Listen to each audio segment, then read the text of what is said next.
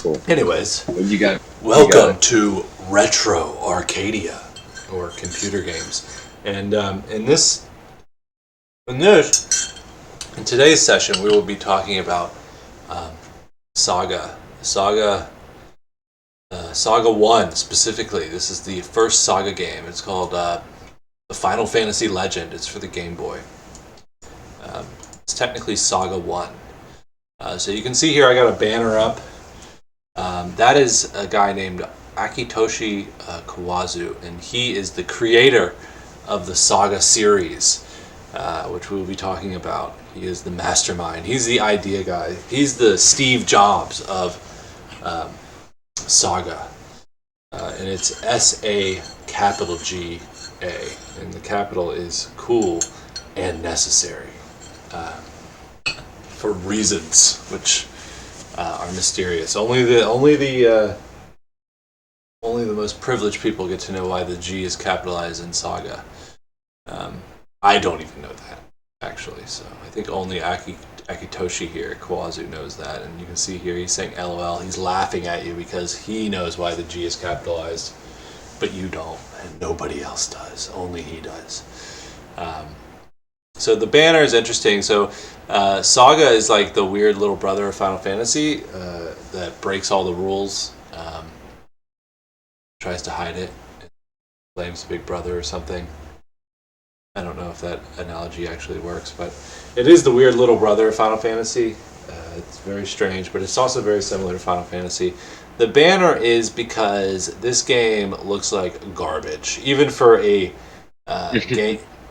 Even for a Game Boy game, this game looks like absolute garbage. And you can see here from this just one screenshot, if you take away the real people and the speech bubbles, like what is that? That's four. Like the background That's of the ground. not edited? No, the background of the ground is literally 4 different colored pixels. Like, I don't know what that is.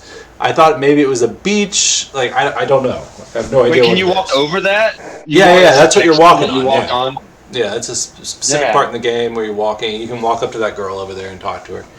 I thought it was a beach or something, but the game that's probably the worst part. I mean, I took a screenshot of that immediately when I saw it, and I was like, "What the hell is this?" Even for Game Boy, it's just so bad. I mean, if we go to 2, like SaGa or Zelda, 2, right? SaGa 2 or Zelda or literally anything else on the Game Boy. Anything. Yeah, it's not like this. It doesn't look like this.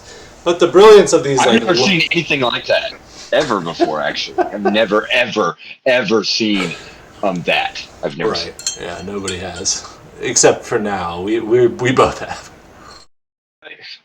So the brilliance, I think, and I think the theme of today, and I wasn't a very good writer when I wrote this, so I didn't hammer this theme into the essay, but it does come up.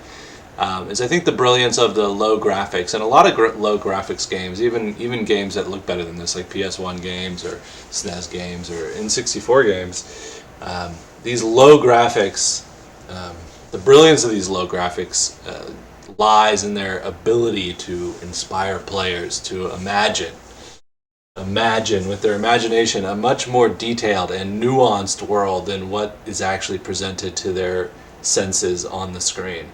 As you can imagine there, that looks like sand, or maybe you're on a pineapple, or maybe you're like literally in a psychedelic hellscape. Like maybe, it's up to the player in their imagination where the hell your main character is standing right now, because nobody could tell you.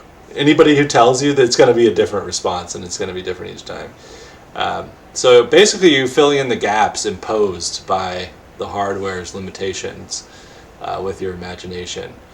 I think this plays this idea of limitation inspiring creativity. I think is common throughout all art, and you could probably agree with me on this. Like music, for example. Like the musician who worked on this game is Nobuo Uematsu. He actually does the soundtrack, the legendary composer.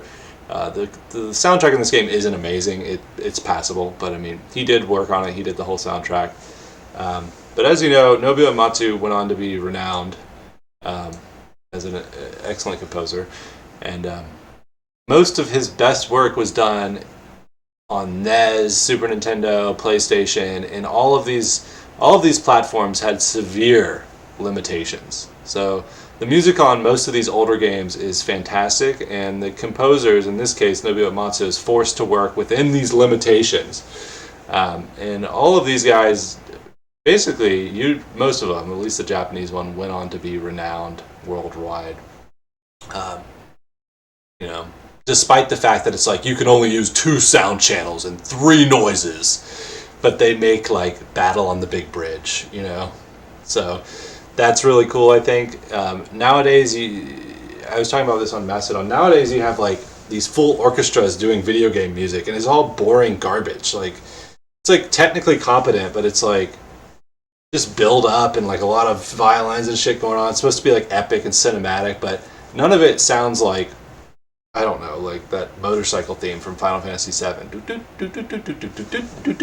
Like this poppy, melodic, like cool, and it fits with what's going on. You don't get that anymore. Sometimes you do, but yeah. So yeah, that's what the banner's about.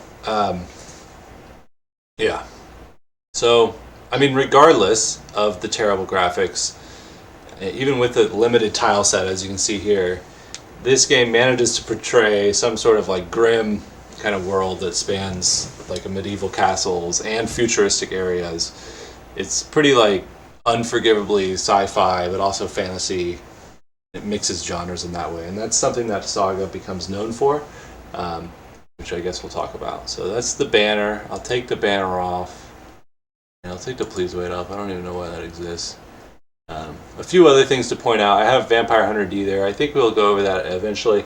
But also, there's another picture there of the North American box art for the characters. You see that?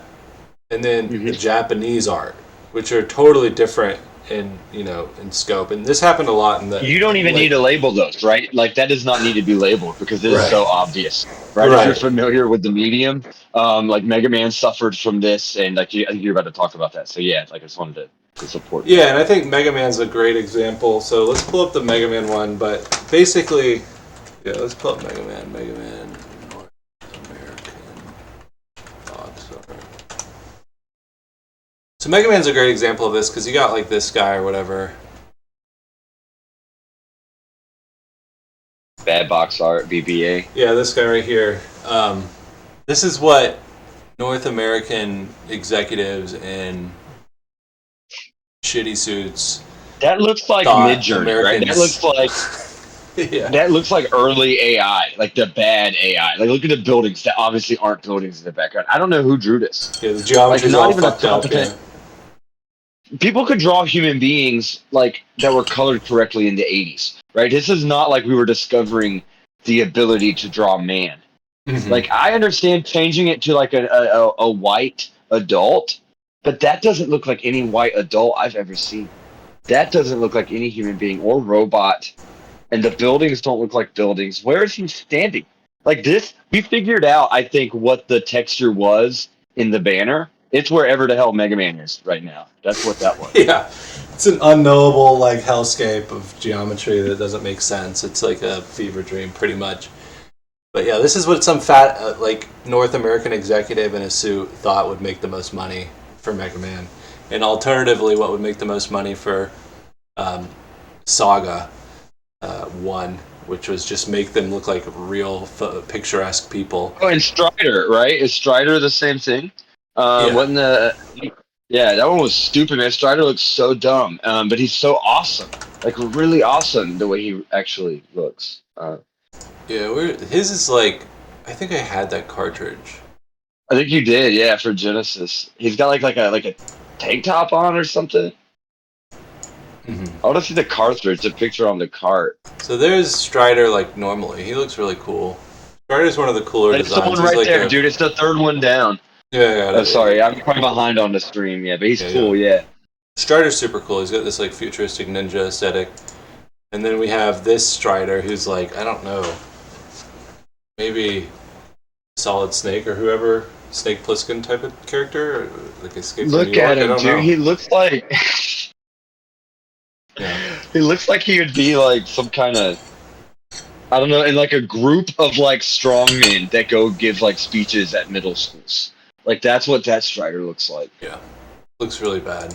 But again, that's what people in North America executives thought would sell, and in America for some reason, instead of this really cool stuff which you can see cycling in our stream, which is just some cool looking artwork that looks unique and anime-esque. Yeah. And like another offensive thing about it is the North American box art there. That's the human. There's different races in this game that you can pick, and that's the human and the mutant. And you can tell, you can see both of them are just holding like medieval weaponry. Like the human's holding like a tomahawk or a hand axe, and the girl I think had like a sword or something in the full image. That's like in the Japanese box art. Like the man, he's got a sword. He's got a chainsaw on one arm.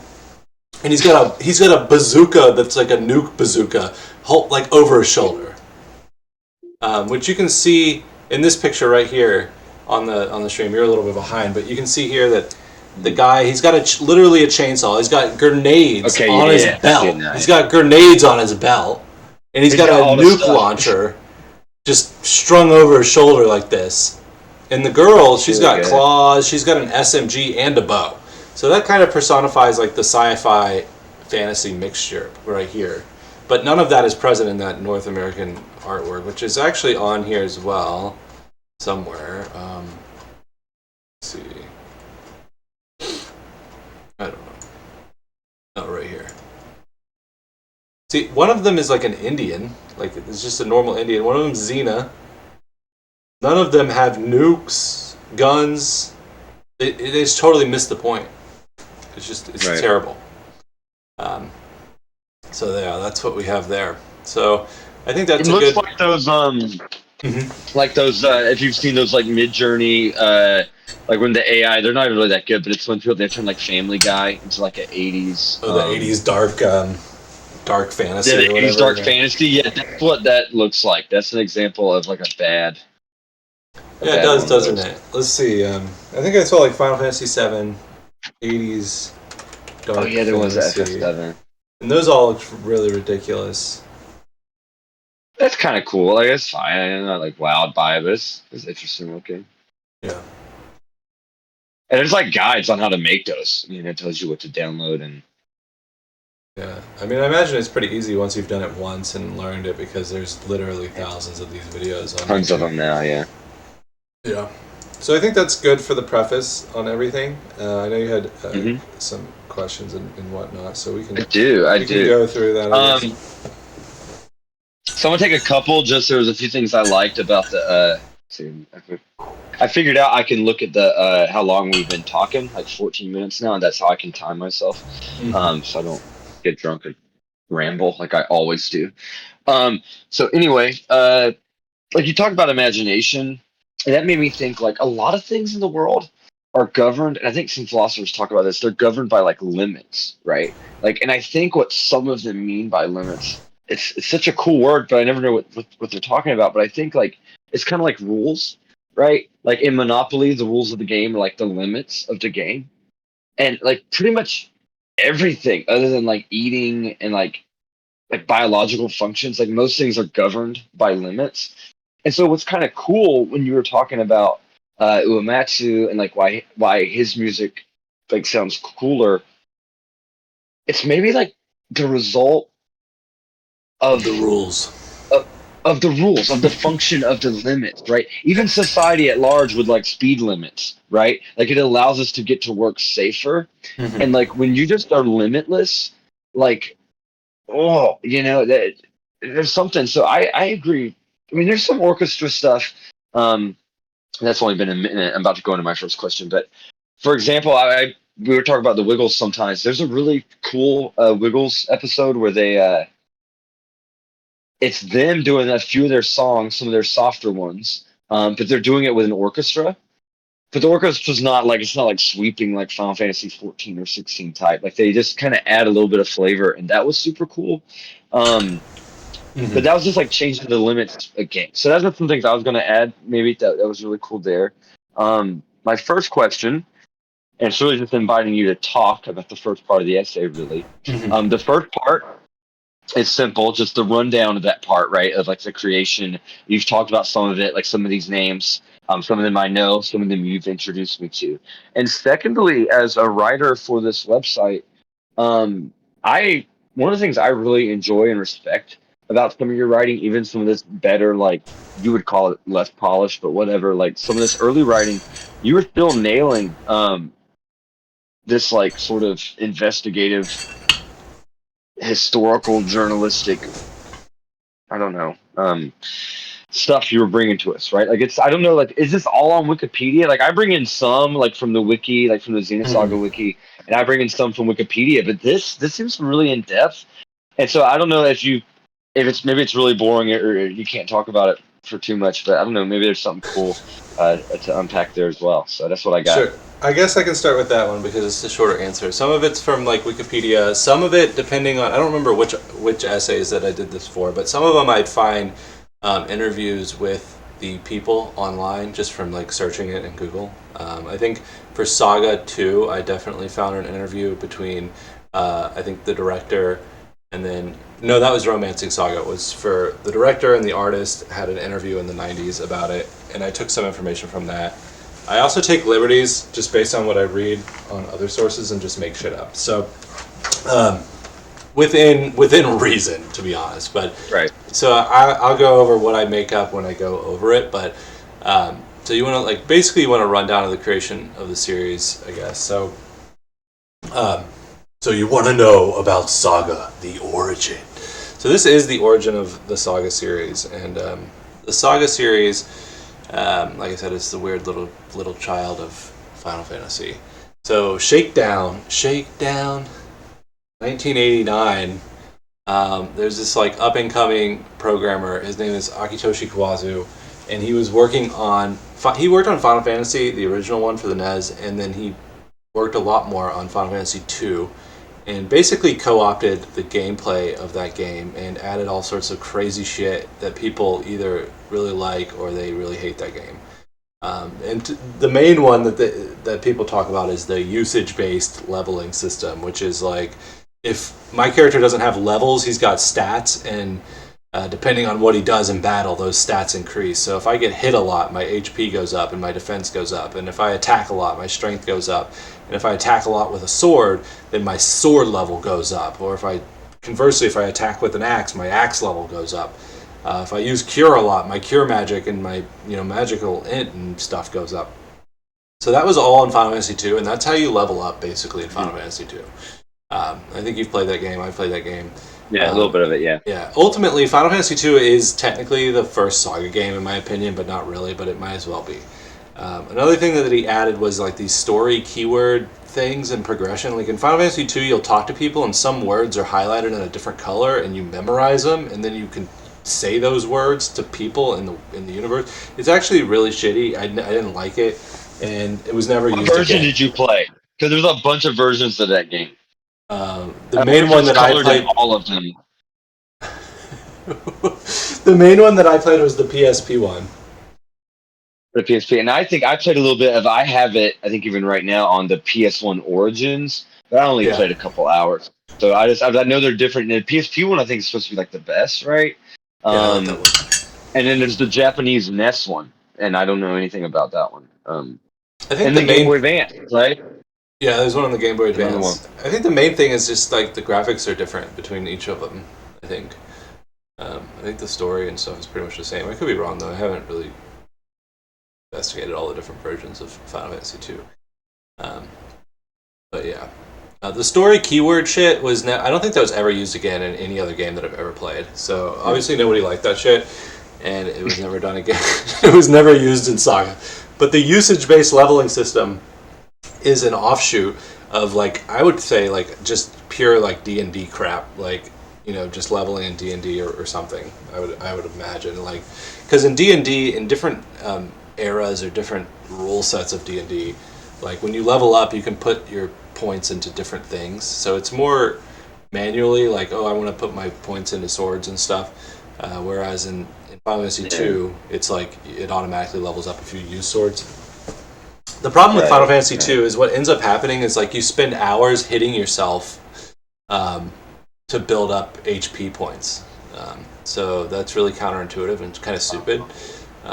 Yeah. You know, because you're hitting yourself with a sword and you level up your sword and you're getting your HP points up, which is really dumb. It's kind of counterintuitive. So yeah, there's drawbacks to it. So SaGa 1 was supposed to be like a Tetris game for the Game Boy, developed by Square, because Tetris was, this is 1989, and Tetris on the Game Boy was really, really popular. It was the best-selling thing, and I think the Game Boy came packaged with Tetris, or at least it did early on, so that helped push units, but everybody loved Tetris. And Square wanted to get some of those Tetris bucks, so they talked to Akitoshi Kawazu, and they were like, "Yo, we're not letting you fuck around with Final Fantasy anymore because of what you did to us. So we're gonna." And that's an embellishment. I'm just making that part up. I have no idea why they took him off. But we want you to make our Tetris clone for the Game Boy. And he was like, okay. But then he instead of making the Tetris clone, he was like, nah, I'm making my own RPG series, and it's going to be called Makai Toshi SaGa.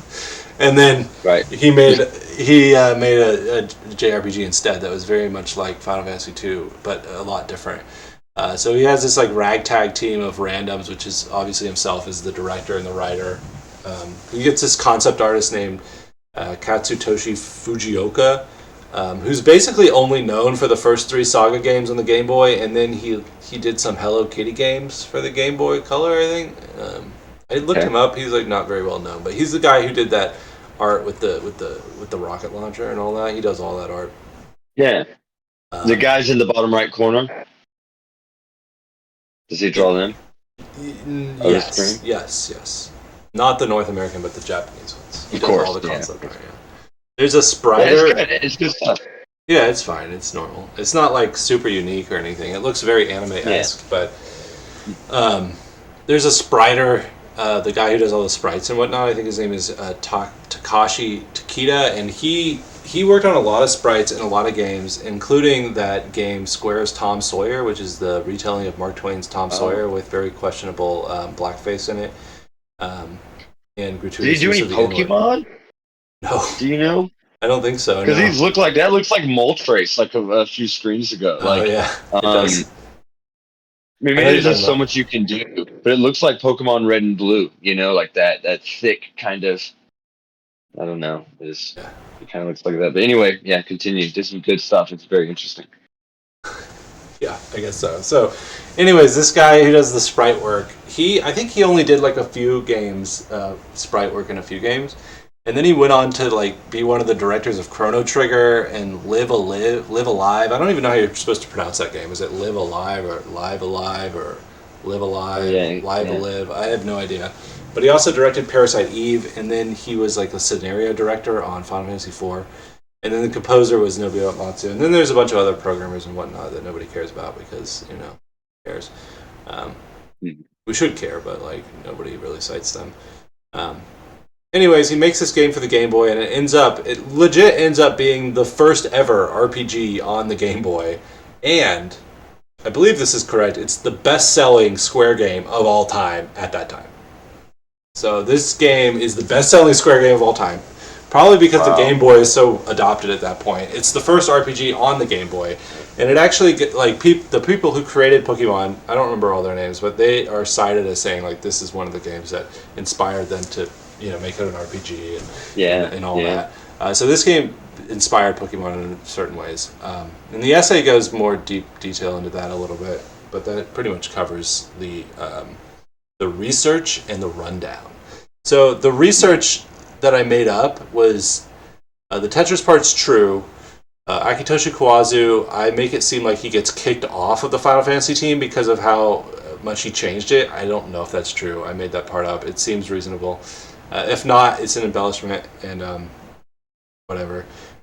Also, him just circling and just saying, fuck you, I'm not going to make the Tetris game, I'm going to make the RPG. I don't know if that's how it went down. Obviously, that was the end result, but he probably got approval from somebody. Right, he probably really pushed it. It's a good idea. Yeah. He probably just didn't go rogue and make an RPG, but it's more interesting that he did that, so I embellished that a little bit. So yeah, I think that answers your first series of questions. Yeah, that's super cool. Yeah, I'm trying to think real quick, maybe for a couple minutes, if I can add to that. And so far, I mean, yeah, that's super interesting that it's the best selling. But I guess at the time, I mean, mobile stuff I think typically sells more, right? Because it's Yeah. cheaper and the kids they can have it. And yeah, a big game. I'd be curious to look at like maybe like um Link's Awakening like numbers compared to like Zelda 1 and Zelda 2. I wonder if those are like super high or like comparable. Or even compared to Link to the Past. 'Cause that's really neat. Um so yeah, no, that's great answers. And as the insight to like what you kind of bend the truth on a little bit, but it's probably justifiable. That's really cool. So the second question, again, these are wide questions that we might open up, or they could take a while to answer. Yeah.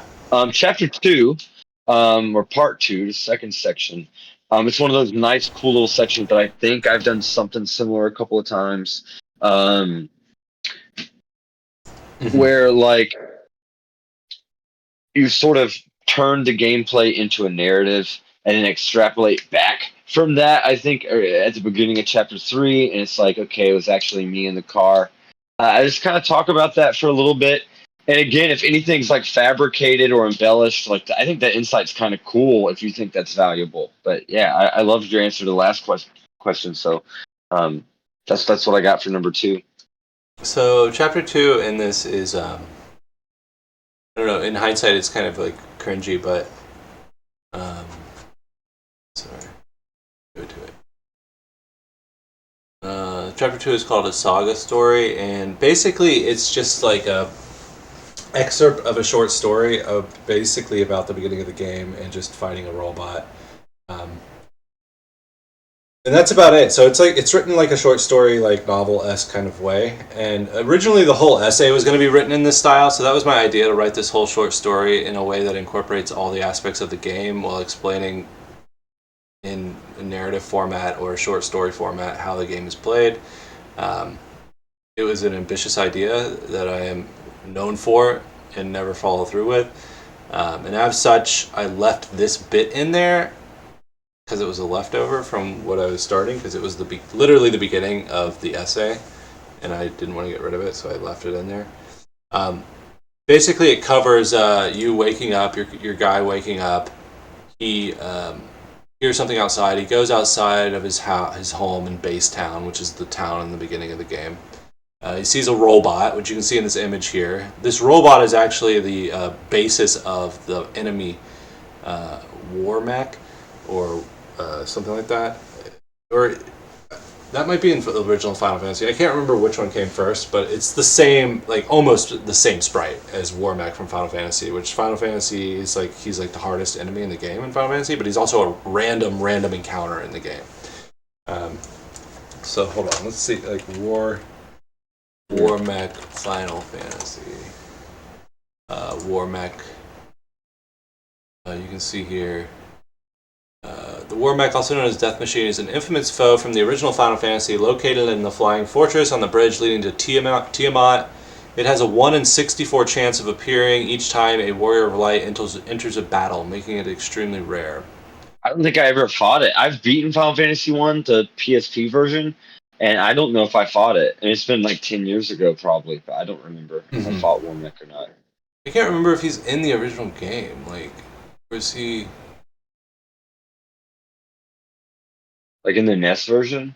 Yeah, I don't remember if he's in the NES Yeah, I version. wonder. I've played that a little bit, but not a lot. I haven't played that one a whole lot.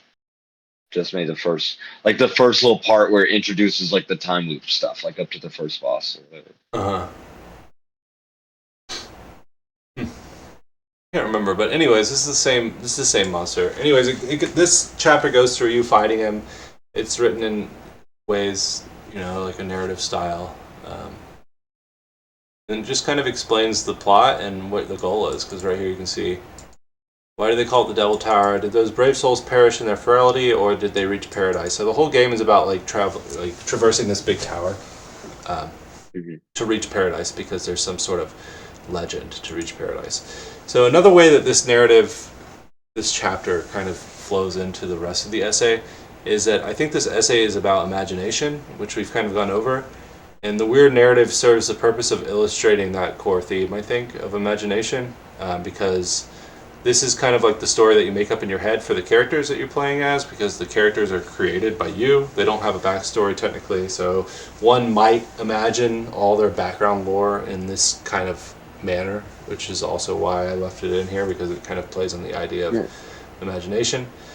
Because the is story, it kind of like not to interrupt, but I think this will add to it, and I want you to keep running with it. But like, is it kind of like Dragon Quest IX, like in that way? Except that with even more options than not all human beings, they can be like mutants and like the robots and other things that you said, like the other kind of like that. But in Dragon Quest IX, you play as like a. Well, I think you can customize how he looks. I don't remember actually. Can you customize the main character in Dragon Quest IX? Yeah, I feel like you could, but I don't. Yeah, I feel like you. I really because you could like. I feel like no. I guess there was one. It was the first one you would pick. I haven't played that. It's been probably It's a good game. 8 or 9 years since the last time, so I don't know. But yeah, but it's similar. Yeah, it's very similar. So the story in Saga 1 is pretty bare bones, and the characters are all created by you. So, and there's also very low detail graphics, as we've seen. Everything is kind of like blank slate, create your own dudes. So you kind of have to come up with these stories in your head, and that's what the second chapter illustrates, is that this is just big story in your head. And like I was saying, you create your own characters, and like between 3 different races, there's human, mutant, and then there's monsters. And as such, I imagined my party as my family because I'm lazy and unoriginal. So in true role-playing fashion... That's cool, though. Yeah. Yeah, so in true role-playing fashion, they don't have their own backstories. I was lazy and named them after my family. I think I was the main character. I was a human. And then Arthur was a mutant. Abby was a mutant. And then my wife was a monster. So, next question. Of course. Of course. Okay, did you own this game when you were a little kid? Was that part true? I don't think I put that in this. That's not in this essay. That's in the second one. Oh, is that in the second? I thought that was in this one. Let me look. Hold on, let me go back. I thought I read this earlier, and that was the article. You said you would play it when you were going to your grandma's house in Athens. Was that part true? Oh yeah, did I write that? Man, it's been such a long time since I. Is Athens in this? Hold on. This was Legend 1. Isn't it at the beginning of chapter 3? It says, may have been something my 10-year-old brain imagined when playing Legend on the Game Boy using one of those tiny... Right. That's in chapter 3, the beginning of it. So I don't know if this is actually true, because this is kind of like one of those games where I know I played one of the, like 1, 2, or 3. I don't remember when, and I don't remember... It was probably during the summer in Charleston on a Game Boy. That's the only time I can imagine playing it. But I definitely played one of these games when I was younger. I didn't play all of them, but I played one of them, and I remember it being very weird. It was either 1 or 2. I don't think it was 3. But this specific story about me going to Athens is probably not true. Although I did go to Athens, Georgia a lot, and I never wanted to go there because I didn't like my family there. Or I didn't not like them, but I was a kid and it was boring. They live on a farm, so Yeah. But I mean, I did do things like play the Game Boy with a tiny light accessory that clipped on the console. I mean, it doesn't have to be true while to riding in the back seat of my dad's car at night on a road trip. Too, yeah, but I don't know if it was for this particular game or not. But it was definitely something that it's possible. Yeah, it's possible. No, I was just so curious because I don't know if I've. Like, it's not even that. Yeah, I want to say, like, I was gonna say, like, you've bit the truth, but I don't know. I don't feel like I've been lied to. Like, I totally understand, like, the artistic merit of like presenting it that way. That's really cool. And I want to kind of like, I'm gonna steal that. I'm gonna steal that boldness of you. I do that all the time in almost every article. Yeah, that's so fucking cool. Like, I just feel like I'm not allowed to do that. It's kind of like lying, but like it's based on the truth. But right, and it's just what we do is so like. It's artwork, I think. I'm gonna be pretentious and say that it's artwork. So, like, yeah, I'm not like disappointed. Like, oh, he didn't really play that by the moonlight and on the trip to Athens. That's super cool. I'm gonna have to start doing something like that. I'm sure I have. I know with the most recent article, I've some of the OJ stuff. It's basically true, but I even kind of really wanted to go back and research like one of the parts of one of the things. But I don't. We'll talk about that later when we get to that video. Mhm. But I totally get yeah, like it's not really embellishing to make it more interesting. It's just making the narrative more like tighter. You know, it's making the piece better. Because like not everyone has a memory. I think low key, I think Tim Rogers is probably not as fucking eidetic as he claims to be. Oh yeah, like have you seen his video on? I don't remember the game, but it's that Japanese like summer game. Did you ever watch that video? No, but I see. Is that one of the sunflowers and shit? Yeah, and he talks about how he went to Japan all the time, and he was in a band in Japan. He's got this very detailed story about it. I mean, I would imagine that he's just embellished a little bit of it. I don't see any problem with that, to be honest. So No, no, it's the final piece. Unless the point, and I don't think it really seems that way with him, but if the point is like, hey, my credibility is this story being true. Like that story about you, that being true or false has nothing to do with the quality of the essay, right? In my opinion. yeah, The truth of it doesn't matter. So, but I was curious because I was honestly like, I was like, man, this dude was fucking playing Final Fantasy Legend in the car, going to his grandma's house. Like that was really cool. I did nothing that cool really ever growing up. That's yeah. really And cool. So I'm this glad it's part, at least somewhat embellished. yeah, I mean, this part kind of exists also to just reinforce the idea of the imagination bit, which is says, the short story above may have been something my 10-year-old brain imagined when playing the game on the Game Boy using one of those tiny light accessories that clipped on the console while riding in the backseat of my dad's car at night on a trip to Athens. Maybe not quite as detailed or elegant, but something along those lines, referring to the previous narrative story that I made up. And I put in retrospect, the brilliance of the low graphics games lies in their ability to inspire players. You can imagine that looking at a green tinted thing that looks like this with a clip-on light, you probably couldn't even see anything. Yeah. Like you probably had to use your imagination like way more than anybody does anymore ever in a modern world. Yeah, I kind of want to do that. Like, I wish I could find experience that, like relive that garbage. Yeah. Yeah, like delete like a lot of my knowledge, make me like 8 or 9 years old, put me in the backseat of a car on like a. Do you remember how long like 6 hour car rides felt back then? Mm-hmm. Like they felt like a week long. Yeah, That was the longest thing ever. Your Nowadays, I batteries can would go on die or whatever. yeah, I can go on a 6 hour car ride nowadays, like no problem. Yeah, it's a little bit long, but I can just put on like 5 or 6 albums, listen to it. I'm there. You know, I'm just chilling. Yeah, exactly.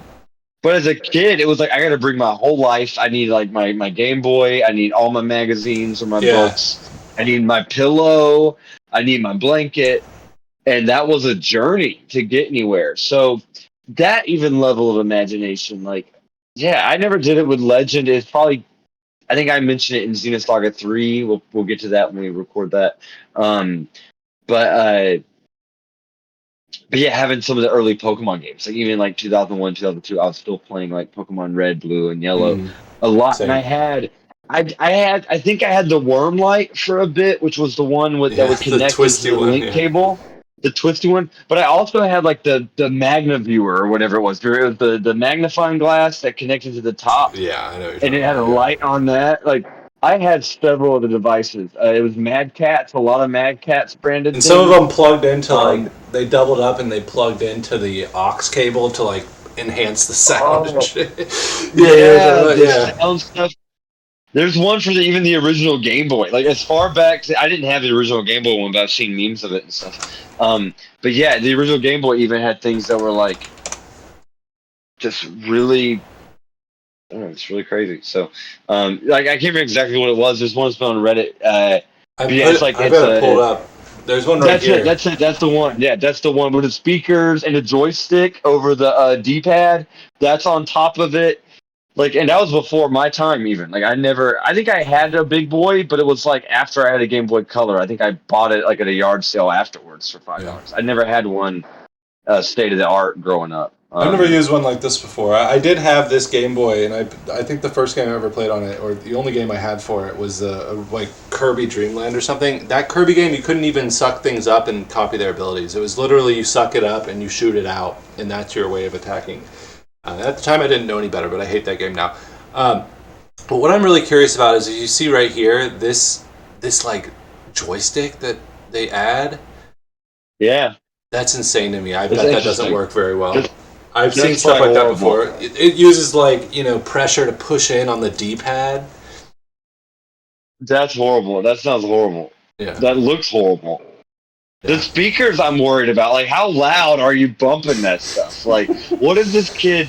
This must be. You know who owned this? Kidvid. Do you remember? Google Kidvid real quick. Kidvid. Do you know him? Kidvid would have had this. Is that the Burger King kid? That was the Burger King mascot dude. Yeah. I loved him. Kidvid, man. He would have had this, I think. Yeah, he's cool. He's super American. Like, he's an American boy. I thought he was so cool growing up. Anyway, true. And we were all on nostalgia. I will tell you, you were saying how long trips were when you were a kid. I will tell you, when I lived in Atlanta, I would go to Charleston every summer for the longest time, and that trip from Atlanta to Charleston was about 6 or 5 hours or so. 5 hours. What I would do is, at one point, I think I only did this like once or twice, but this is a real story. At one point, I had this adapter that plugged into the cigarette thing. You know what I'm talking about? The cigarette lighter. Yeah. And what it would do, it was an adapter that you plug into the cigarette lighter. It had this huge box on it that had like 2 or 3 little wall outlets, like electrical outlets in it. And what I would do is I would bring in a small CRT TV into the back seat of the car, plug it into that thing, and then I would plug a PlayStation 2 or PlayStation 1, I don't remember which one, but one of those I'd plug into that, and then I'd play games in the back seat while I'm driving, with the sun glaring through the window and everything. I remember doing that specifically. So I don't remember which games, but yeah, that was. I want to do that. I never was that bold. I don't think I was ever that bold. That's super cool. I don't know if it's bold. I remember my mom let me do whatever the hell I wanted, and my grandma did too. So I mean, it wasn't bold. It was like, I just want to play my games while I'm driving. That's pretty much it. And they were like, okay, honey, like, what if we get you this adapter and a little TV? And I'm like, okay, set it up. You know, it's like a little terror. That's so cool. And it's so like now, like even I'm thinking now in Sarah's car in the Lexus, and it's old. It's an old car compared to that. To me, it seems like brand new. It's like a 2014 though, so it's like 10 years old. But like it's got just baked into the car is like a DVD player, like in the back seat, like it folds down. And I think you could probably just plug games into that. And like if I had that when I was 9 or 10, that would have been like high luxury, right? Like I was not. I wanted to have crap. I had crap growing up, nothing like that. But like we kind of take it for granted now. I need to see if I can. God, I hope Thorny does crazy stuff like that. I hope he because all my games, because I know, not to derail the conversation, but I think it's kind of the cool character we can bring with OCG. Because I'm looking around even right now, like all the video game crap I've got, and I'm getting too old. Really, ultimately, I'm just going to give it to my son, right? I'm just going to give it to him when he gets like 10 to 13, like slowly. And let him play with it. And that's what I'm going to do. I'm going to watch him have fun, hopefully. And my dad did the same thing. He gave me, like, all his comic books when I was, like, 10 years old. And, like, I wonder if he was going through some of the same feelings. You know, like, I've got too much stuff. Like, I'm older. Like, yes, it is important to me, but I'm going to die one day. I can't take any of it with me. Like, collecting stuff. Like, you talk about this, like, having the game room, quote-unquote, is stupid. I have a lot of stuff, but I don't display it like it's trophies, you know? But I'm going to give it to my son. I'm going to give him the PS3. I'm going to give him the PS4 to 5. And I hope, dog, to bring it full circle and do you want to go into question 3 after this? To bring it full circle, like, I hope my son wants to bring the PS5 in the back of the car, in the Lexus with the little 7-inch screen. Like, I hope he does that. And that's going to be so fun. And I'm not going to care because it's objects. Like, it doesn't need to be hoarded. It doesn't need to be collected. And my son, hopefully, he's smart enough to want to be doing what I did tonight. Like, I teach him how to hack the PS4. He's never gonna not want to be entertained or like not have fit or games to play. I hope maybe he does it, and that's okay too. And I just donate this stuff, but like that's the dream. Do you want to add to that, or you want to move to question 3? What do you think? How you feeling? No, I like your insight. We can move on. We're at 40 minutes already, so we've got a few other things to go through. Cool. So yeah, Ursula Le Guin. I might have mispronounced that. I've seen the covers. She's a science fiction author, I think. Correct. I've never read any Ursula Le Guin. I think it's a base reference because I want to say like my memory of her is like if it's a her, even I don't know, it might be a pseudonym. I'm not sure. But I've seen some of the covers of some of it, maybe on 4chan or on Reddit, like somewhere, and I always thought the aesthetic was based. I know you referenced it like in passing. And I just didn't know if that'd be a cool like 5 minutes or 10 minutes or whatever you want to do like on the stream. Sure. I thought it was a cool. I love referencing smart shit, and it seems like smart shit. So one of the reasons I did reference it is because it seemed like smart shit, so I referenced it. But I've read when I was in high school and on Adderall, I got into a kick where I read a lot of science fiction. I haven't read a lot of books recently, but I read a lot of science fiction in high school. And as you know, like Neuromancer and all that, I really like that book, and a few others. But Ursula K. Le Guin is known for like genre mixing. At least early on, she was known for like mixing science fiction with fantasy. And others did this before she did, I think. But with her, it was so pronounced that the reputation kind of stuck. That happens all the time where people are like Final Fantasy is the first RPG ever for the NES. Like there's other RPGs, but like okay, that one was really popular. You know what I'm saying? So she got the reputation for kind of genre mixing in that way. Like for example, like one of her early books, I think it's called Rokanan's World, and it was published in like the 1960s, and it features stuff like the main character who's Rokanan. He's like a space traveling ethnologist or something like that, where he studies other ethnicities and stuff on different worlds. So he travels to like another planet, and on this planet, it's like a race of primitive humanoids that live in medieval times, and they kind of have like swords and sorcery going on, and they got like huge flying cats, and his ship gets destroyed or some shit because they destroy it. So he's stuck on this world, this like super futuristic science intelligence guy is stuck on this medieval fantasy world, where he's pretty much forced to become like the fantasy hero of the story until the end when his ship gets saved and it turns back into a sci-fi. So in that way, it's very obviously like science fiction and fantasy worlds collide. Later on, I think she becomes more grounded in that her stories are either kind of science fiction or fantasy, but they all incorporate kind of elements of both. Ultimately, the Ursula reference was to Sound Smart, I think. I think these games feel more like, I don't know if you've ever watched the movie or read any of the comics, or read a novel, but Vampire Hunter D, which I've included on the stream image there. So Vampire Hunter D is a post-apocalyptic kind of science fiction fantasy setting where D is pretty much D is actually like Alucard. He's like Dracula's son, and I think that's hinted at throughout the books. Is D stands for fucking Dracula. He's Vampire Hunter D. His name is D. His father is Dracula. He is Alucard in all sense of the word. But in that world, it's like post-apocalyptic. There's kind of like magic. There's vampires. Those are like more horror-based, which also fits into this game because there's a lot of horror kind of monsters and stuff that you run into in this game. Zombies and shit, which are in Vampire Hunter D.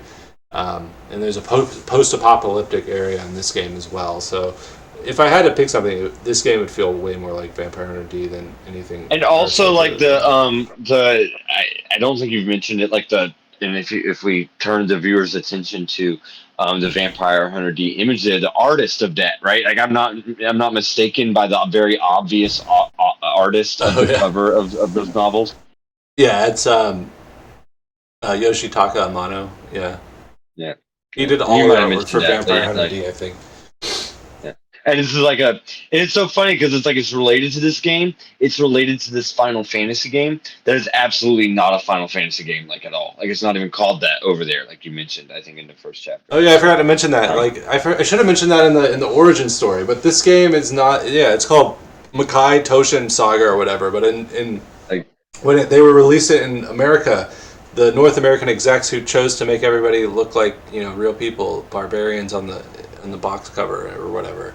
Also changed the name to Final Fantasy Legend because of the popularity of Final Fantasy in the West, just to capitalize on that. But this is not a Final Fantasy game. It's just only a name, only in North America. So yeah, thanks for reminding me of that. But basically, this is science fiction and fantasy combined. So the perfect example of this is in the image I showed you. Basically, with the character holding a freaking rocket launcher, right, and a sword and a chainsaw, and there's a bow and there's a gun. He's got a katana equipped to his back as well. So that's a perfect example. A character can equip a bow and a rocket launcher at the same time. They can have fire magic while wielding a laser sword. There's medieval worlds, there's post-apocalyptic worlds, there's floating worlds, there's water worlds. It's all genres combined. So that's the Ursula K. Le Guin reference for you there, buddy. There you go. Right. That was awesome. So looking at questions 4 and questions 5, I don't think I want to merge them quite. I just remember one, like I think the next chapter after that was more about plot, and then you go into gameplay a lot. So question 4 is like more like expanding on the plot / gameplay sections, but number 5 talks about unknowable systems and the save state war. So that might be more gameplay relevant. I just talk about the plot, I guess. Some thoughts about plot, and then we can go into the gameplay and those said unknowable systems and the save state or wars. Sure. So the plot and the gameplay. So the plot is your imagination, obviously, but there is an overarching plot. But I'll go through it. So you make your own party. We already went over that. You can be a human, a mutant, or monster. And I think the idea here is akin to like D&D, make your own story type of things. And I think Akitoshi Kawazu was inspired by D&D, at least according to Wikipedia and interviews with him. You make your own party, use your imagination to come up with their backstories, etc. The plot is the overarching plot revolves around an unnamed hero who you create in their journey to climb up a tower in order to reach paradise. There's this legend that if you get to the top of the tower, you get to go to paradise. So that's basically it. Your world kind of sucks. You start off in like this world called Continent, which is kind of like a medieval world where there's warring kingdoms, and everybody's getting killed, and there's robots, and there's things killing people and whatnot. There's zombies and stuff, so it's not a good world. People want to leave and go to paradise. So that takes us into the setting. The setting of the game is it's composed of like 4 distinct, what I'm calling in the essay are world layers. So each world layer is accessible. Each world layer is accessible by different floors of the tower. So once you complete like your objective on the continent, which is the base world, I think on that one you have to collect like 4 weapons, and then it lets you enter the tower. You climb up a few floors of the tower, and there's another door to another world. And there's 4 of these worlds. There's continent, which you start off on. Then the next world, I think, is the ocean world. I don't remember these in order, but it's the ocean world. This is like a water world, and you got to traverse it by using these moving islands. And your goal in this world is to find parking. Your goal in the world is to discover, like, I think the secret's underwater, like under the sea or something. Once you figure that out, you get to go into the tower again. You unlock a door in the tower that lets you go up further in the tower, and then you go to the next world, which is like the sky world. And this world is just cloud world that is traversable only by like a flying machine. It's like a plane or something. And I think some of the footage that we're playing here has showed some of that.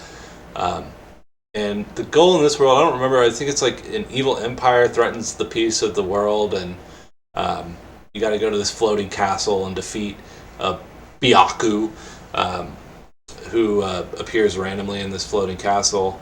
Then the final world is the world of ruin, and this one's a good one. This is the post-apocalyptic hellscape that pretty much you just gotta like, solve the mystery there.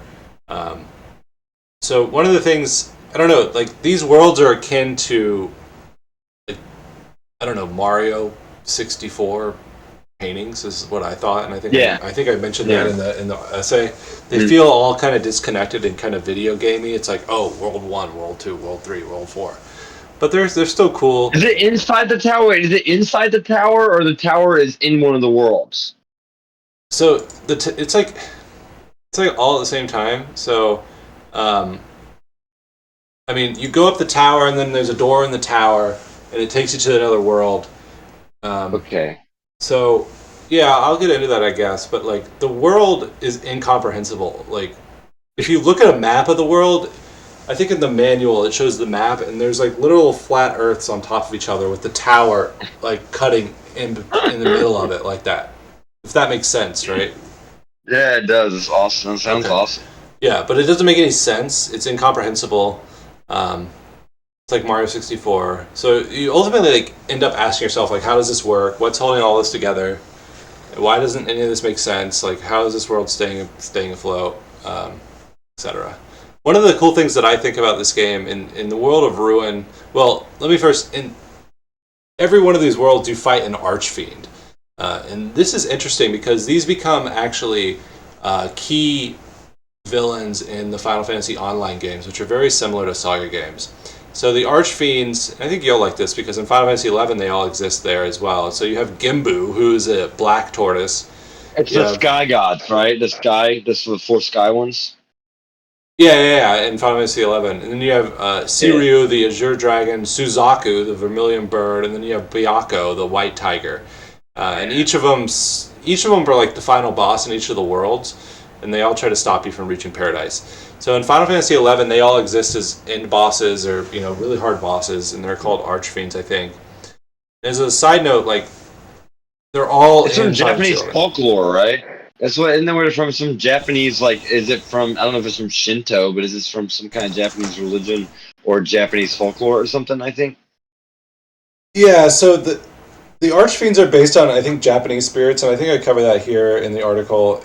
But the Japanese spirits are based on the 4 symbols of Chinese mythology, which are kind of weird because they borrow from each other in that way. But they're all in Final Fantasy XI, which is the best game ever made. It should be noted that I think Final Fantasy XI features like a skill-based leveling system, and it hits on several of the hallmarks of the SaGa series, like the pseudo-openness of the world, the odd story structure, the unique character progression system, which, as you know, Final Fantasy XI has a character progression system in which if you hit somebody with a sword, your sword level goes up, etc., etc. So it's very similar to SaGa in that way. The genre mixing, which is kind of par for the course for Final Fantasy nowadays. It always mixes the genre. But the original director, I think, for Final Fantasy XI was this guy named Kyoichi Ishii, who actually worked with Akitoshi Kawazu on the SaGa series at one point. So Final Fantasy XI and the SaGa series are actually tied and closely linked in that way. So I'm going to say Final Fantasy XI is a honorary SaGa title. It's a SaGa game, yeah. It's a SaGa game, and I think I mentioned that it's an honorary. Let's see, honorary. Yeah. So one could argue that Final Fantasy XI shares enough in common with the SaGa series that it should be considered an honorary SaGa title, which I firmly stand by.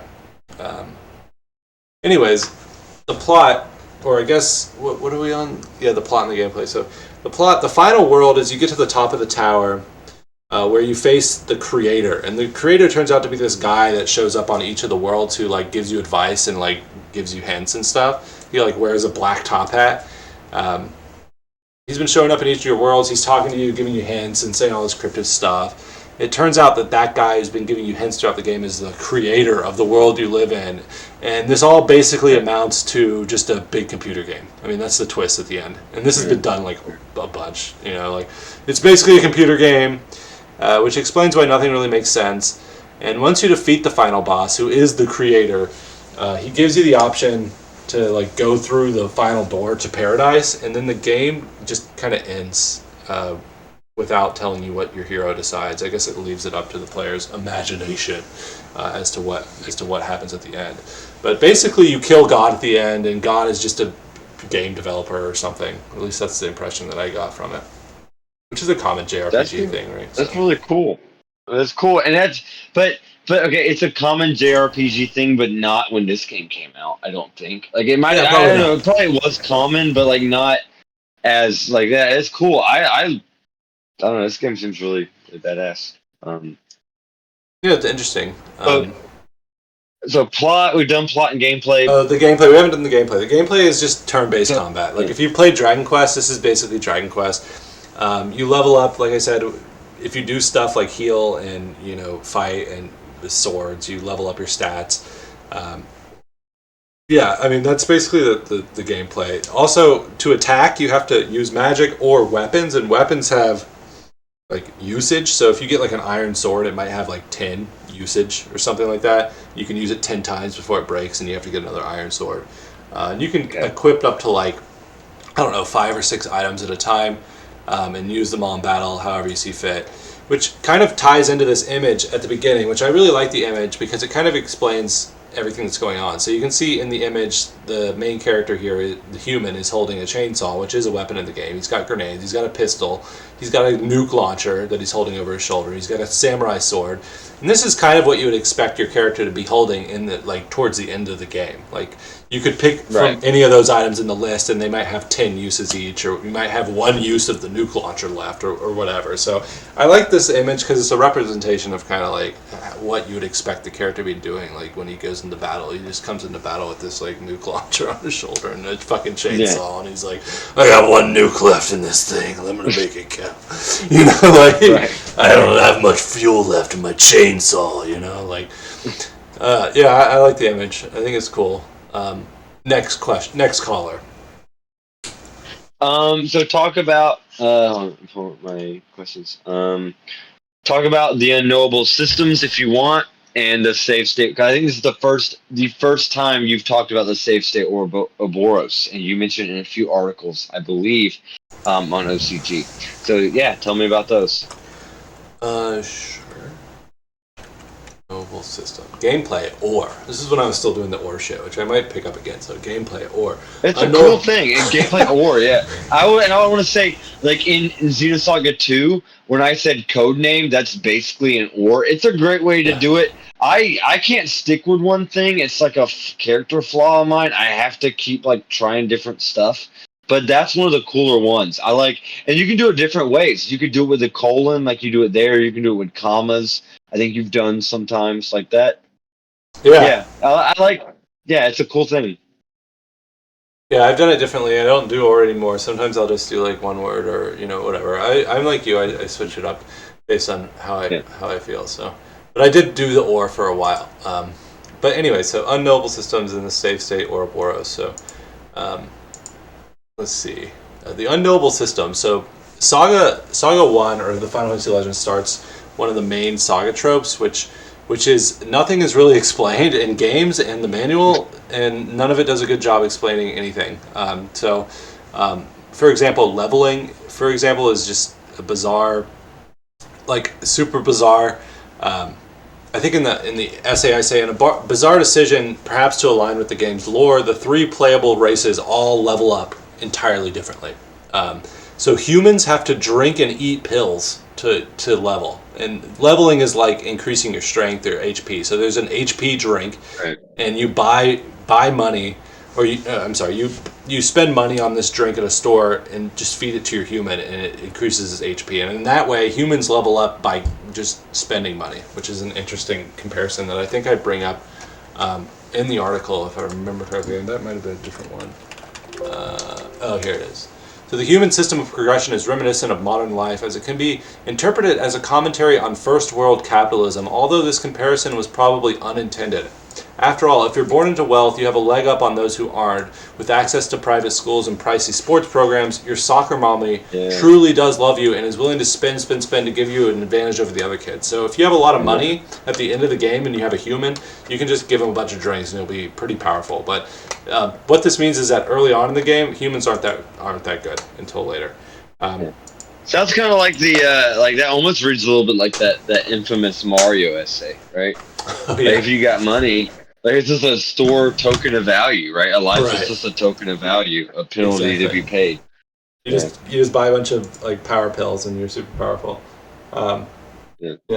So mutants level up completely different from humans. They don't drink stuff. They actually, after battle, they randomly get a skill up, and this is truly random. Like, this is a precursor to. This isn't a precursor because in Final Fantasy II, it was usage based. If you use sword, you increase in sword level. If you get hit, you get HP. But I think he intended to do that with this game. But due to like a quirk in the code, it's literally just random for mutants. So at the end of the game, a mutant will mutate and just randomly get better stats. And it's like so, like how do you say, not tuned properly that mutants are just the best in the game. Like after 1 or 2 battles, they have like way more stats than any other character, and they're just super powerful. They also randomly learn spells after battles, so like you can have fire on a mutant, and then after the battle, it's like, oh, he learned thunder, and it overwrote your fire. So there's also like a very weird level of randomness to that as well. And I guess that makes sense if, like thematically, if they're mutants, maybe they're like literally mutating all the time. And then there's monsters, and monsters are super weak. But after you beat a monster in the game, they drop meat, and your monster can eat this meat, and it evolves them into a different monster. I remember you talking about this. Yeah, this is cool. Yeah. So, but like how this works isn't explained. It's not explained in the game. The manual doesn't explain it.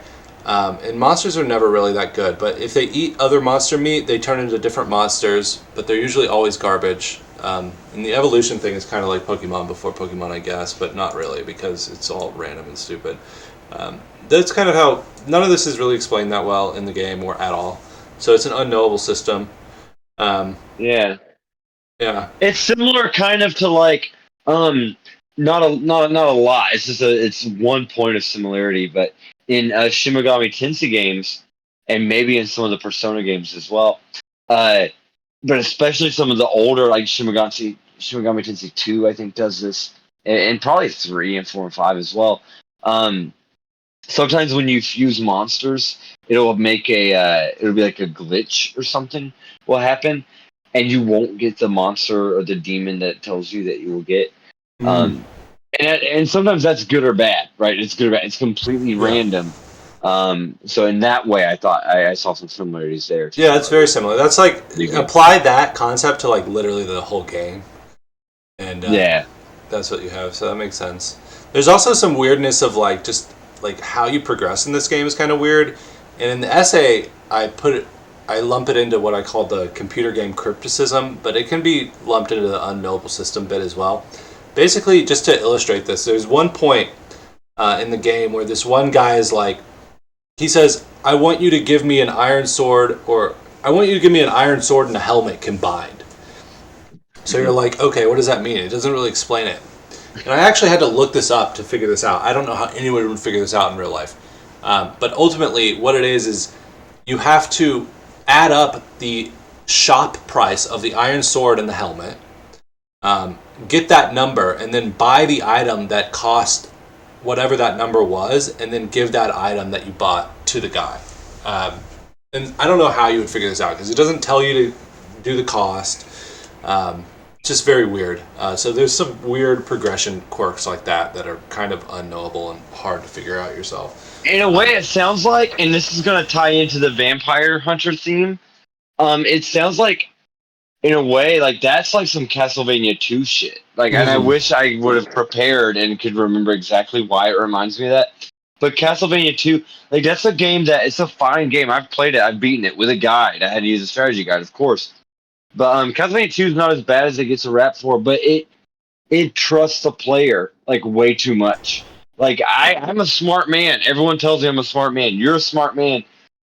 This game is made for children, and it's literally indecipherable sometimes, right? Like maybe what you just explained to me, or some of the shit from Castlevania 2, or plenty of older games. You know, like that's it's like cool that they do that. It's cool they have that faith, but like, who's gonna figure that out? Right. It's like that AVGN video of him playing Castlevania 2. You've probably seen that one. Yeah, where he gets all mad because it doesn't explain anything. That's kind of what it feels. That's kind of what it feels like in this game sometimes, but it's not as bad. This is like literally the only time I think when I was just like, what? How would I was supposed to figure that out? The next point was. I don't know if Oh yeah, go ahead. Oh, sorry, you go ahead. No, I was just gonna say about AVGN. I don't. When I played CV2, I mean, it's just as like unknowable as he says it is, but it's also not as bad. Like it's totally a playable game. But if you play it like Sonic or something and think you just go left to right and you'll beat it, it's not going to happen. Right. Yeah. But I don't know, I just thought to interject that because I kind of liked it. I don't know. It's probably the contrarian in me, that we both have. But CV2 is kind of a cool game, but it's probably not really. Probably not really. But you okay? You're gonna say we're gonna go into something else. Where are we going? Where are we headed? The save state Ouroboros. So, Yes. yeah, the save state Ouroboros. I don't know if our viewers should know this, but our viewers of literally zero should know this. But an Ouroboros is like a dragon or a snake thing that is depicted as eating itself infinitely, right? In Final Fantasy Legend, it features a generous like save anywhere system that ends up being a double-edged sword. Let me see if that. Let me pull up the article real quick. Yeah. So yeah, it ends up being a double-edged sword. You can save anywhere, and while it allows you to save progress at any time, this is not always advisable since certain areas can be difficult to escape from, especially like if you save with only one hero alive and that hero has like 2 HP left. Like if you save in that state, you're pretty much fucked in this game because this game only has one save slot. Just one. Okay, so if you save in the wrong place, you could potentially soft lock your game. So it can, like I write here, it can and will result in nightmare scenarios where you become trapped without a previous safe save to revert back to. Yeah. And if you die in this game, it's game over. You don't like in Pokemon, you'll like black out and go to the Pokemon Center. In this game, it's game over, and you have to reload your doomed save. So you're trapped. And basically, you're feverishly forced to reload your bad save over and over and over again until you miraculously make it back to town to heal up, which is something that happened to me several times in this game.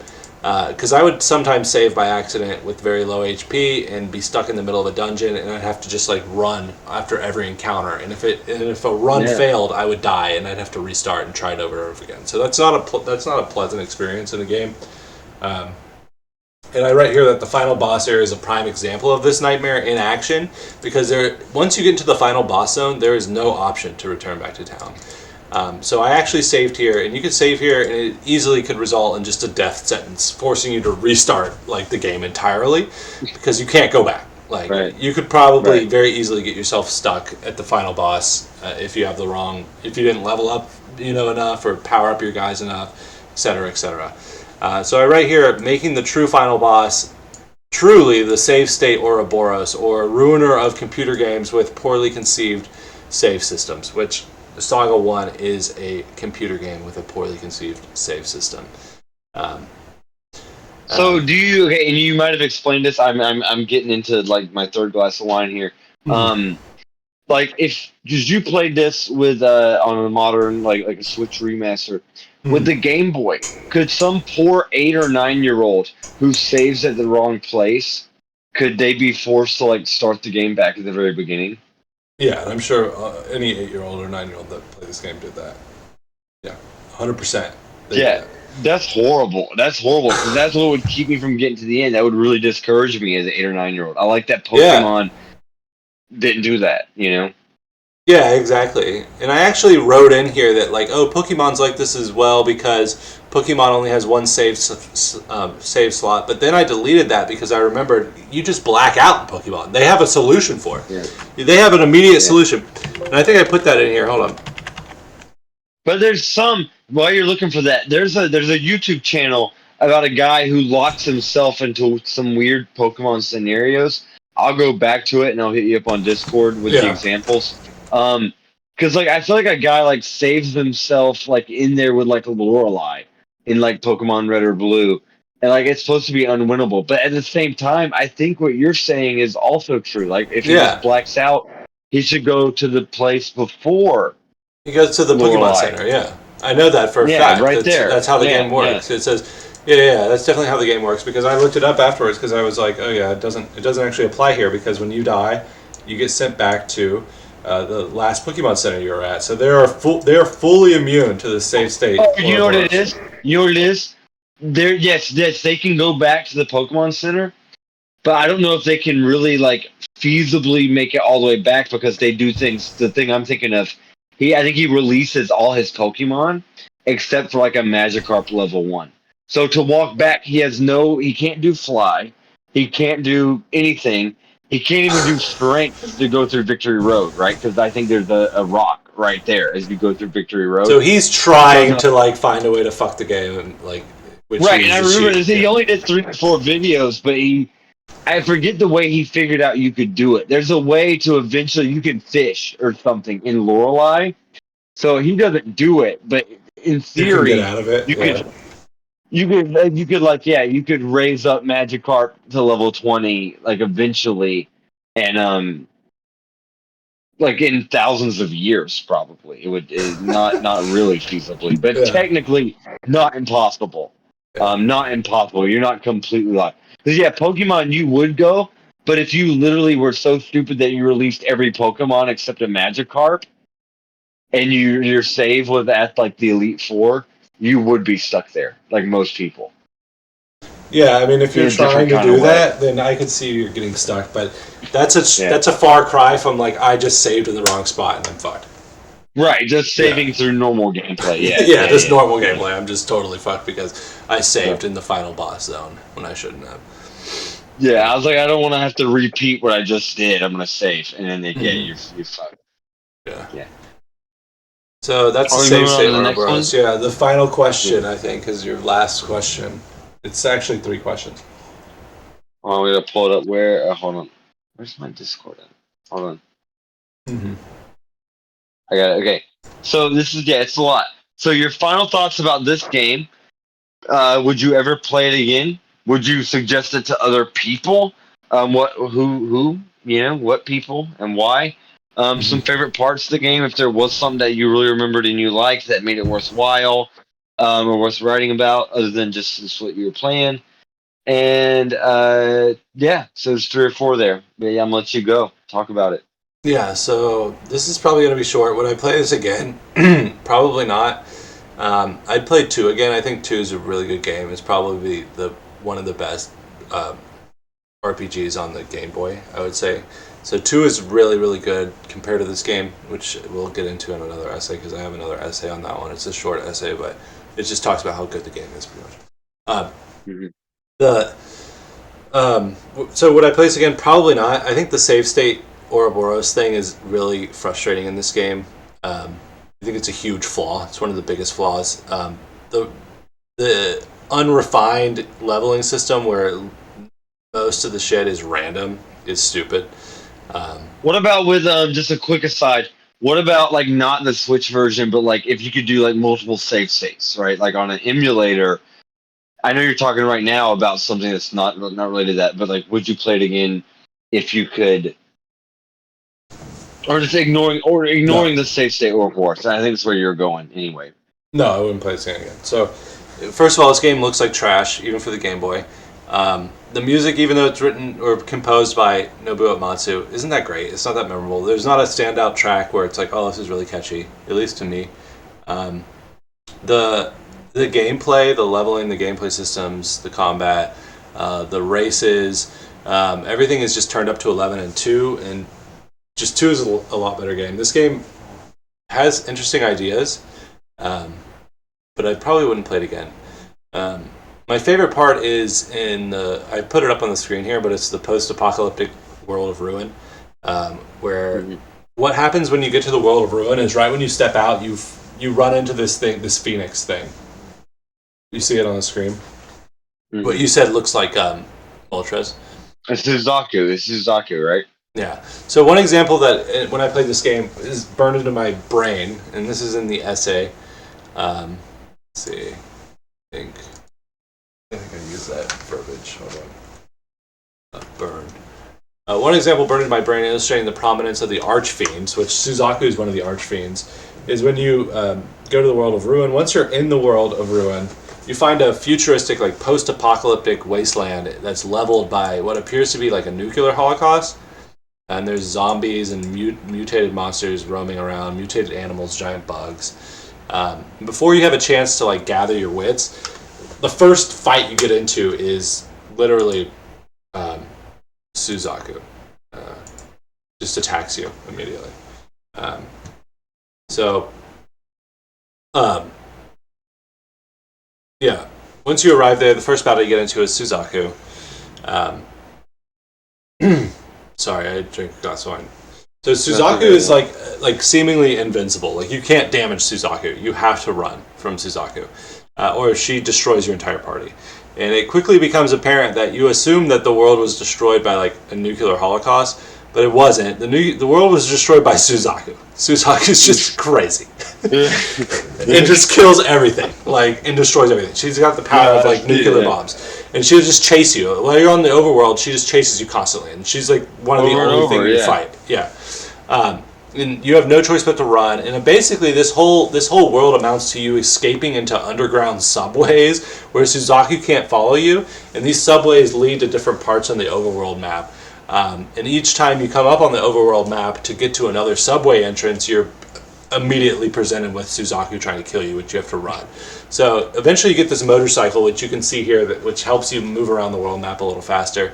And you use that motorcycle to go through subway to subway until you discover like the secret weakness to Suzaku somewhere, which lets you defeat her. This is probably the best part of the game, I think. Most memorable for sure. Yeah, that's awesome. It's really fucking cool. Yeah. And the last question was, would you suggest this to others? So the fact that I probably won't play this again probably means that I won't suggest this to others. But it looks cool. Like it does look cool. I think it does. Like I don't know if I even want to really play it, but I can see. Like I've played some old games that had flaws that I'm glad I've played, and I feel like you're glad you've played this, right?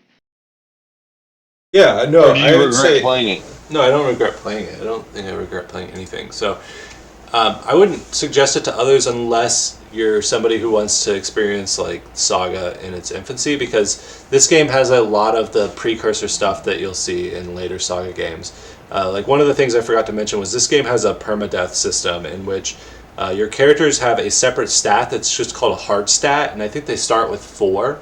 And if that character dies 4 times, they die permanently.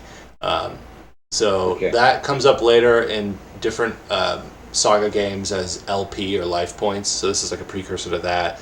The usage-based leveling system becomes a prominent thing in all SaGa games later on, although much more refined. Seemingly randomly learning new skills and things comes up in all SaGa games, but more refined. So this game is very much a precursor to every SaGa game, and you can see the roots very clearly here. So if you're interested in the SaGa series, then you should probably play this game just to experience it. So that's who I would suggest it to, people who are interested in this series, not just somebody who wants to play a fun game, because it's frustrating. Of course, yeah. But it does look cool. I mean, as someone who plays a lot of games that are related to this, or games that you mentioned or we've mentioned in the course of this dialogue, it does look cool. I don't know if I would ever play it, but I don't know, maybe, because SaGa is awesome. Everything you've shown me about it is awesome, and to be the first one, and it's got a tremendous and very interesting backstory. Well, you've played it already vicariously through me, so yeah. That's the whole purpose of on-computer games, is so that the games you play, I play, and the games I play, you play. Yeah, absolutely. That was actually the real purpose. I support that, actually. Yeah, absolutely. No, like, why not? Like, why not can't, like, manifestations of the Jungian subconscious not be the same thing? Just because your mama named you Preston and my mama named me Pablo and Buru, like, ain't no reason that we're not the same thing. The games I played, you played. Absolutely, you played them. I want to show you this. I mentioned this book before by Ursula K. Le Guin, Rokanan's World. Is that the first one? This is one of her first novels. Yeah. Do you see it on the screen? Mm-hmm. This is the cover of it, but I really like this subtitle up here. It says, "Wherever he went, his super science made him a legendary figure." Like, what the hell is super science? What does that mean?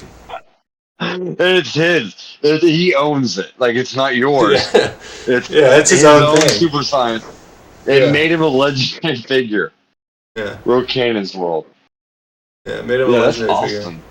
I feel like Ursula K. Le Guin probably didn't write this little subtitle. It was probably some like editor or like executive who was like, "Let's put something cool on there," and he was like, "Oh, I can't." It's the cool people word. it's the same dude that called this game Final Fantasy Legend. It's that same guy. He's like, "Let's He put did Super it the Science most. on the cover." Hyphenated.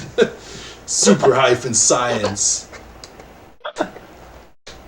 Yeah, it's the That's same fantastic. guy. Yeah, that's absolutely yeah. Yeah.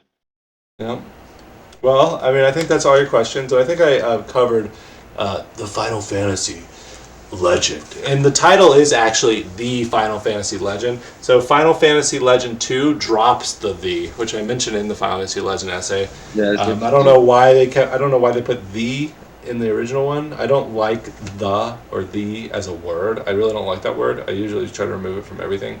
I think it's unnecessary most of the time. It's especially unnecessary in the title of the Final Fantasy Legend. Or you could just call this game Saga 1. Yeah. So, or Devil Tower, right? Or Devil Tower. Yeah, or Devil Tower, yeah. Saga. Devil Tower with a capital G in Saga. And I wonder if the capital G, here's a guess. I wonder if the word saga is of like Asian origin. Because in Japanese, you'll notice like every word ends with like a vowel, right? Because it's all those like Mitsubishi, it's Yamaha, Saga, right? It's probably a Japanese or at least an Asian like etymological term. So I wonder if that's why, just because it's a different. Usually in Japanese, it's a different. I'm not this much of a weeb to know, but like the hiragana or the katakana or whatever, like they're usually like each one represents a sound like that, like ha or ka or b or she or ni or si or Miyazaki, like for Miyazaki, or Takahashi, Goku, Gohan. I don't know. I mean, I'm trying to Google it, but It's probably just one guy is like probably it just differs. stylistic. Yeah, I think it's stylistic. One guy says it might differentiate the game from other games that were coming out around the time, like Seventh Saga and Metal Saga. And apparently there's one game in the Saga series, Unlimited Saga, which I played a long time ago on PS2 when I was in high school. I didn't beat that game because I didn't like it at the time, but apparently Unlimited Saga, which is part of the Saga series, does not have a capital G. Maybe that was an oversight. Oh. That's interesting to know. Maybe there's like some super significant reason for it, and they were like, let's not put it in this. Let's not put it in this. Right. This one isn't G worthy. It's not. It's not G worthy. Yeah. But I think that's a good stopping place. This is an hour and 30 minutes, and we didn't have any drop frames, which I wish that happened last night. But, you know. This is a good one. This is a fucking awesome stream. Yeah, I thought it was good. I appreciate your questions. They were nice and informative and allowed me to extrapolate on things.